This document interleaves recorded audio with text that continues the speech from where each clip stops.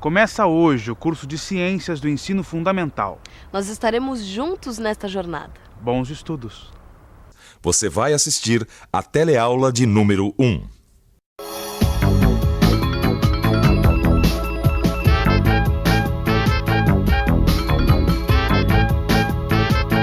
Você sabe por que a gente precisa estudar ciências na escola? Oi, por favor.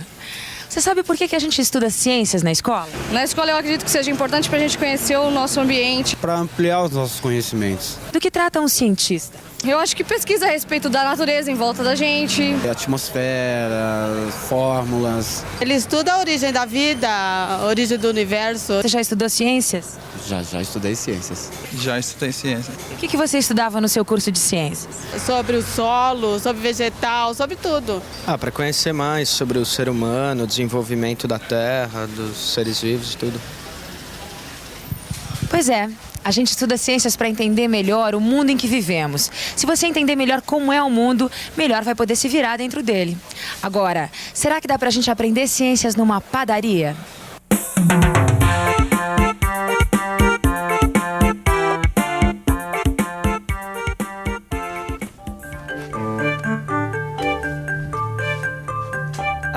Bom dia. Eu sou o Clóvis. Estou colocando a minha banca de jornal a serviço do telecurso de ciências que está começando hoje.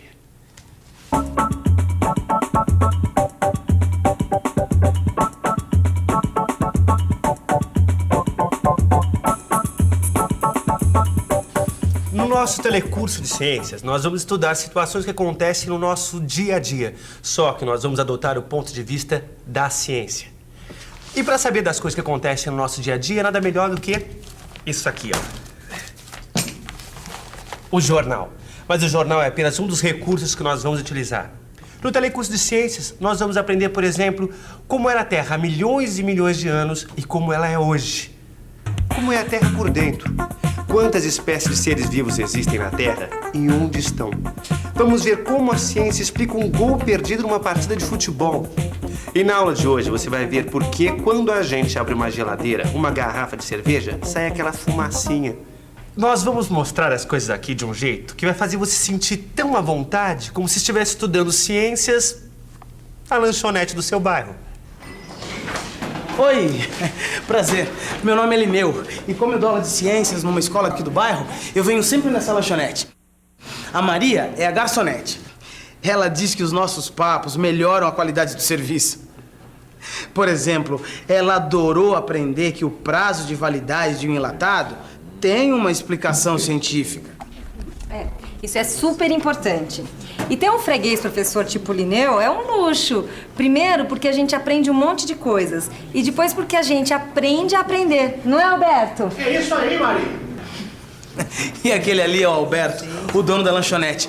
Ele gosta muito de discutir, trocar ideias comigo e comprovar na prática todas as coisas que ele aprende com as nossas discussões. Uma das coisas que eu já aprendi com o Lineu foram as qualidades básicas do cientista. A perseverança e a busca de um método. E olha, isso vale tanto lá no laboratório quanto aqui fora, na vida da gente. Obrigado. Não é isso, Lineu? É isso aí, Alberto. Perseverança e busca de um método são as qualidades básicas de um cientista. Perseverar é conservar-se firme e constante. Persistir, prosseguir, continuar. O cientista é um cara que, quando quer descobrir alguma coisa, vai até o fim. Um bom exemplo de perseverança do cientista são as notícias que saem no jornal sobre os pesquisadores que procuram a cura da AIDS. Todos os dias, alguém, em algum lugar, está experimentando um novo remédio, uma nova vacina. Até agora, a AIDS ainda vem conseguindo driblar os cientistas e a epidemia continua. Mas já foram descobertos meios de evitar a contaminação e remédios que diminuem o ritmo da doença. As pessoas soropositivas, hoje, vivem muito mais tempo do que há 10 anos. Você já pensou se os cientistas não tivessem perseverança, não continuassem insistindo? Nós podíamos perder a esperança de encontrar a cura. Valeu o exemplo? Valeu. Mas você também fala sempre em método. Método é o caminho pelo qual se atinge o objetivo. Um modo de proceder, uma maneira de agir.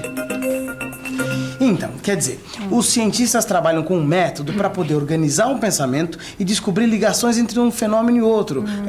Tá dando para entender? Mais ou menos. Dá, assim, um exemplo para eu entender melhor.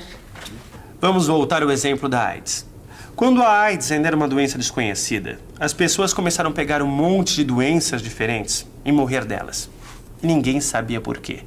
Então os cientistas tiveram que adotar um método, ou seja, uma maneira de agir organizada, até chegarem à conclusão que todas aquelas doenças eram causadas por um tipo de vírus. Os cientistas foram estudando caso a caso até descobrirem o vírus HIV, que é um tipo de vírus que destrói a defesa natural do corpo. Viu só? Por isso que perseverança e método são tão importantes para um cientista. Método e perseverança. Muito bem. Mas agora vamos ao assunto da nossa teleaula de hoje.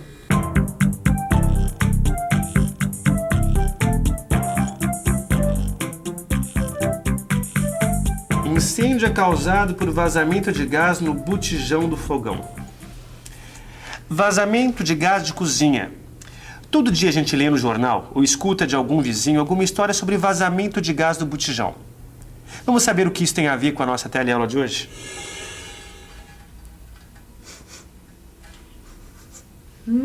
Roberto, O que foi, Maria? vem dar uma olhada aqui no fogão, acho que tá vazando gás. Fecha o registro.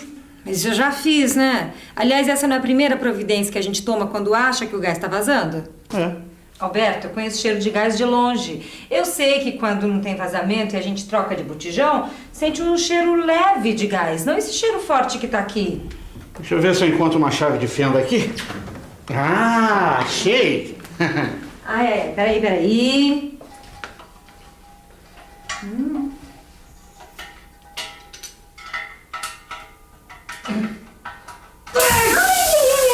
Abre todas as portas e janelas e fica lá fora. Eu vou buscar o Lineu.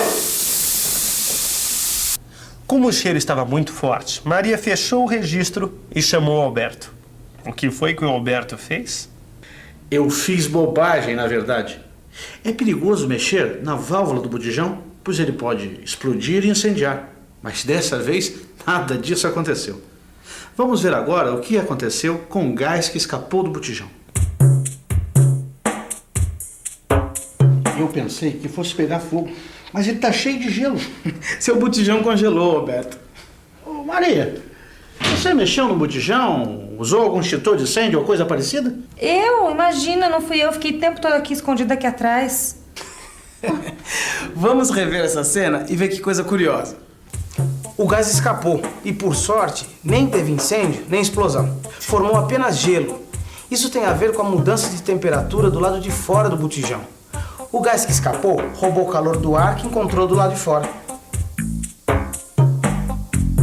Para entender melhor, vamos ver um exemplo menos perigoso. Por que quando a gente abre uma geladeira ou um freezer de sorvete como esse aqui, sai essa fumacinha? Porque tá gelado lá dentro. Porque aqui fora é quente, lá dentro é frio. Você viu só? Quando a gente abre uma garrafa de cerveja ou de refrigerante, também sai uma espécie de fumacinha do gargalo. Por que será que acontece isso? Será que aquela nuvenzinha de fumaça já estava dentro da garrafa antes dela ser aberta? Estava lá dentro quando abriu? Deveria estar, né? Acho que sim, estava dentro da garrafa com toda certeza. Eu acredito que não. Olha, o que eu posso garantir é que aqui dentro, antes de ser aberta a garrafa, não tem nenhuma fumaça, não. A pergunta agora é, por que se forma essa nuvem de fumaça? Essa nuvem de fumaça tem uma explicação científica. Olha só, aqui nessa cerveja, o gás fica comprimido entre o líquido e a tampa. Na hora em que abrimos a garrafa, o gás se expande rapidamente. E quando um gás se expande, ele provoca o abaixamento da temperatura. Então aquele gás que congelou o botijão. Isso mesmo. Tanto aqui com essa cerveja quanto com o gás do botijão de cozinha, aconteceu a mesma coisa. A expansão do gás. E toda vez que isso acontece, ocorre também o abaixamento da temperatura. Puxa! Mas a expansão do gás baixa tanto a temperatura a ponto de fazer aparecer gelo ali em volta da válvula do botijão? É isso mesmo, Roberto. Pra gente ter uma ideia melhor de como que a expansão dos gases abaixa a temperatura, vamos dar uma olhadinha aqui nessa cerveja, bem gelada. Essa cerveja tá mais ou menos uns 5 graus centígrados, que nós vamos chamar de graus Celsius. Na hora que a garrafa é aberta, O gás que estava comprimido dentro da garrafa se expande rapidamente e a temperatura na região perto do gargalo cai para cerca de 36 graus Celsius, abaixo de zero. Então se forma uma nuvenzinha de fumaça que é formada de partículas de água que existem no ar. 36 graus abaixo de zero? Puxa, Lineu, mas isso é frio pra chuchu. Não, porque uma temperatura baixa dessas dá pra congelar tudo, até o ar. Caramba! Mas congelar o ar não é a maneira mais correta de descrever esse fenômeno, né? O gelo na válvula do botijão e a nuvem de gotículas de água no gargalo da garrafa se formam pelo mesmo motivo. A temperatura diminui rapidamente toda vez que acontece a expansão de um gás. Expansão de gás? Tá vendo esse barulhinho aí da geladeira? O que esse barulho tem a ver com a tal da expansão do gás? Não, porque eu aposto que esse motorzinho que fica nesse liga e desliga, que é o responsável pela expansão do gás que resfria a geladeira. Tô certa? É isso mesmo. O motorzinho de geladeira é um compressor. Como o próprio nome diz, o compressor serve para comprimir o gás. Então ele é levado assim comprimido por uma tubulação até o congelador, que é o lugar onde ele vai expandir. E quando o gás se expande, o que acontece? Ah, isso você já explicou. A expansão de um gás provoca um abaixamento da temperatura. A partir do caso do botijão de gás da lanchonete, nós aprendemos alguns conceitos de ciência. Agora vocês vão ter a chance de rever o que nós aprendemos nessa teleaula. E atenção, se liga aí, que é hora da revisão. Na teleaula de hoje, você viu que a rápida expansão de um gás provoca o abaixamento da temperatura. Esse abaixamento da temperatura pode ser visto quando escapa gás rapidamente de um botijão. A válvula do botijão fica coberta de gelo. A nuvem de fumaça que a gente vê quando abre uma garrafa de cerveja se forma ali pela mesma razão. O gás se expande e a temperatura cai. E este princípio de abaixamento de temperatura através da expansão de um gás é utilizado em muitos equipamentos como a geladeira e o ar-condicionado. Na nossa próxima teleaula, nós vamos tratar do céu. Esse mesmo que a gente vê todo dia. Até lá.